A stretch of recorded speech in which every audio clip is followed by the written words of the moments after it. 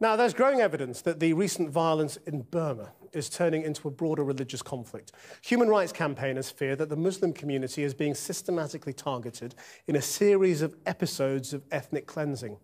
The latest incident has come in the town of Chok Pyu, where Muslim residents appear to have been driven from their homes. Satellite images before and after the attack by mobs with petrol bombs and wooden clubs show the utter devastation that has reduced the area to ashes. Our Asia correspondent John Sparks is one of the first journalists to reach the destroyed area of Chok Pyu and sent this exclusive report.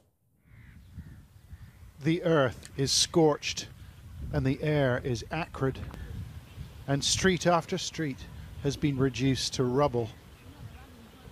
The world in disarray in a town called Chok Pyu. It looks like a massive bomb hit this place, and the destruction is really shocking. The residents of this district were Muslims from Burma's Kaman ethnic group, and 10,000 of them made this place their home. But they fled in fishing boats 2 weeks ago, taking only what they could carry. They're called tin boxes in Burma. They're metal chests that people put their valuables in, like clothes and jewelry and important documents. And there are hundreds of these things scattered along the roads here. Local Buddhists, also known as the Arakan, searched through the dust for anything of value. But they told us they're not to blame for the destruction. What happened here? The Muslims burnt their own houses and then they ran away. The whole neighbourhood went up. Everyone we spoke to said the same thing. They started burning their own houses so they could accuse us of doing it. Animosity between Buddhists and Muslims runs deep, and there has been much violence of late between the Rakhine and another Muslim group, the Rohingya, and many worry that this conflict is spreading. Increasingly now, observers and critics are accusing the local Buddhists, the Rakhine, of ethnic cleansing, and scenes like these suggest that they're right. This community of Muslims, has been eradicated. It has been wiped from the face of the earth.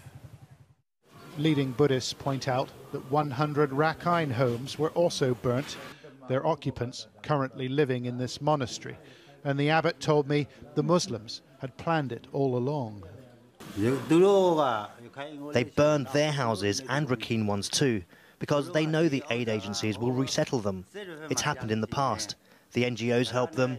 They wanted this to happen.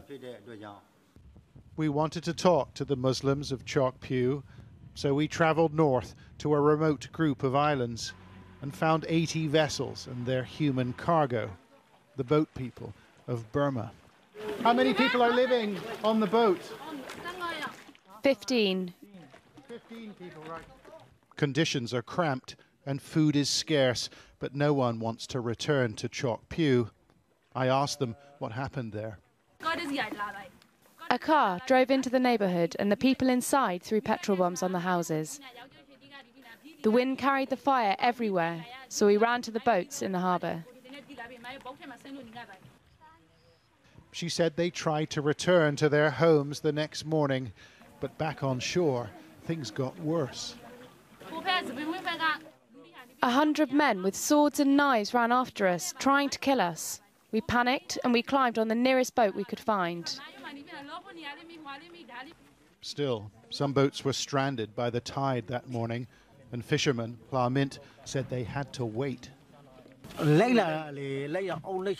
stoned us and used slingshots, and we used slingshots back. But at 4 in the evening, we got away.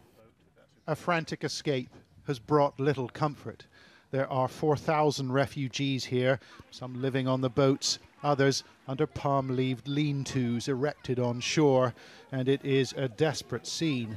These people don't have proper drinking water, and Pla Mint says he wants out.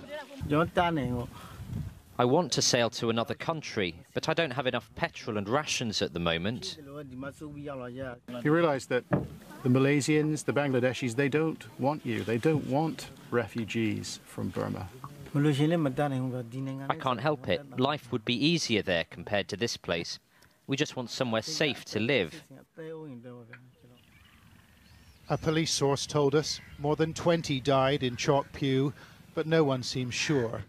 And the destruction has been met with official indifference. A few days ago, the opposition leader, Aung San Suu Kyi, said there was nothing she can do.